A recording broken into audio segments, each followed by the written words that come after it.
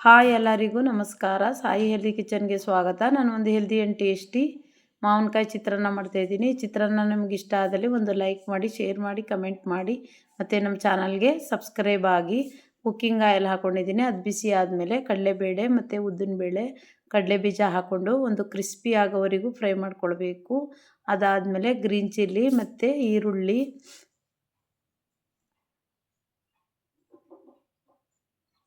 ಮತ್ತು ಗೆಜ್ಜಿದ ಬೆಳ್ಳುಳ್ಳಿ,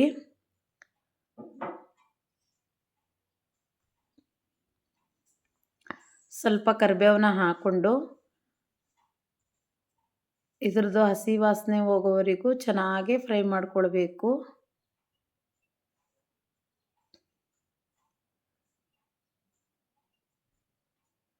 ಚಿತ್ರಾನ್ನದುಳಿ ಕಲಿಸಿದಾಗ ನಮಗೆ ಕಾಳುಗಳು ರೈಸ್ ಒಳಗಡೆ ಕ್ರಿಸ್ಪಿಯಾಗಿ ಸಿಕ್ಕಬೇಕು. ಅದಕ್ಕೋಸ್ಕರ ನೀವು ಚೆನ್ನಾಗಿ ಕಾಳುಗಳನ್ನ, ಕಡಲೆಬೇಳೆ, ಉದ್ದಿನಬೇಳೆ, ಕಡಲೆ ಬೀಜನ ಚೆನ್ನಾಗಿ ಲೋ ಫ್ಲೇಮಲ್ಲಿ ಕ್ರಿಸ್ಪಿ ಆಗೋವರೆಗೂ ಚೆನ್ನಾಗಿ ಫ್ರೈ ಮಾಡ್ಕೊಳ್ಬೇಕು.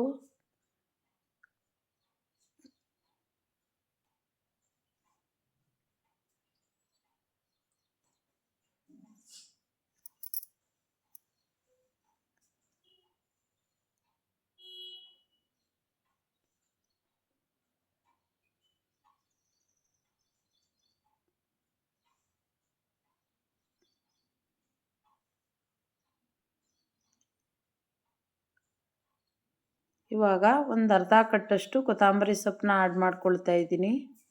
ಅದಾದಮೇಲೆ ಒಂದು ಮಾವಿನಕಾಯಿನ ಸಿಪ್ಪೆ ಸಮೇತ ನೀವು ತುರ್ಕೊಳ್ಬೇಕು.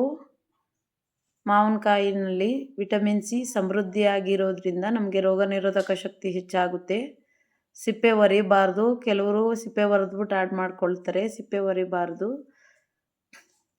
ಮಾವಿನಕಾಯಲ್ಲಿರ್ತಕ್ಕಂಥ ಪೋಷಕಾಂಶಗಳು ಕಡಿಮೆ ಆಗುತ್ತೆ. ಸೊ ಹಾಗಾಗಿ ನೀವು ಸಿಪ್ಪೆ ಸಮೇತನೇ ತುರಿದು ಮಾವಿನಕಾಯಿ ತುರಿನ ಆ್ಯಡ್ ಮಾಡ್ಕೊಳ್ಳಿ. ಟೇಸ್ಟು ಚೆನ್ನಾಗಿರುತ್ತೆ.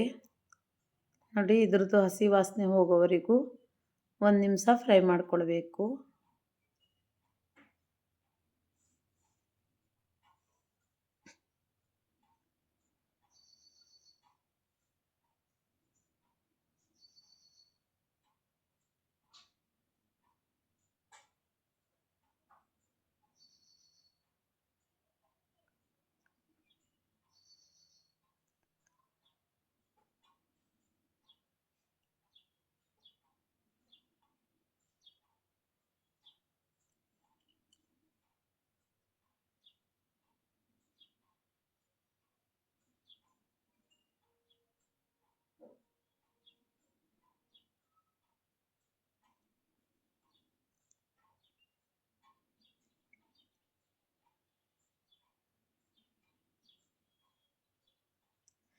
ಇವಾಗ ಇದಕ್ಕೆ ಸ್ವಲ್ಪ ಹಳದಿ ಪೌಡರ್ನ ಸೇರಿಸ್ಕೊಳ್ತಾ ಇದ್ದೀನಿ, ಮತ್ತು ರುಚಿಗೆ ತಕ್ಕಷ್ಟು ಉಪ್ಪನ್ನ ಸೇರಿಸ್ಕೊಳ್ತಾ ಇದ್ದೀನಿ, ಮತ್ತು 1/4 ಟೇಬಲ್ ಸ್ಪೂನಷ್ಟು ಚಕ್ಕೆ ಪೌಡರ್ನ ಆ್ಯಡ್ ಮಾಡ್ಕೊಳ್ತಾ ಇದ್ದೀನಿ. ಈ ಥರ ಚಕ್ಕೆ ಪೌಡರ್ ಆ್ಯಡ್ ಮಾಡೋದ್ರಿಂದ ಇದರ ರುಚಿ ಮತ್ತಷ್ಟು ಹೆಚ್ಚುತ್ತೆ. ಮಾವಿನಕಾಯಿ ಚಿತ್ರಾನ್ನಕ್ಕೆ ನೀವು ಒಂದ್ಸರಿ ಚಕ್ಕೆ ಪೌಡರ್ ಹಾಕಿ ಮಾಡಿ ಮಸಾಲ ಚಿತ್ರಾನ್ನ ತುಂಬ ಟೇಸ್ಟಿಯಾಗಿ ಬರುತ್ತೆ ಚಕ್ಕೆ ಪೌಡರ್ ಆ್ಯಡ್ ಮಾಡೋದ್ರಿಂದ.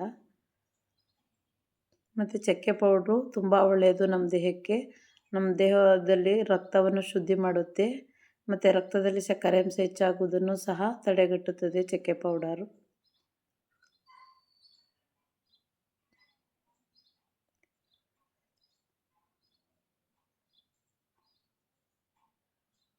ಇವಾಗ ಗೊಜ್ಜು ರೆಡಿ ಆಯಿತು. ಇವಾಗ ರೈಸ್ಗೆ ಕಲಿಸ್ಕೊಂಡು ತಗೊಬಂದಿದ್ದೀನಿ. ನೋಡಿ, ಎಷ್ಟು healthy and tasty rice ready ಆಯಿತು. ಮತ್ತೊಂದು ಹೆಲ್ದಿಯಾದ ರೆಸಿಪಿಯೊಂದಿಗೆ ಬರ್ತೀನಿ. ಎಲ್ಲರಿಗೂ ಧನ್ಯವಾದ.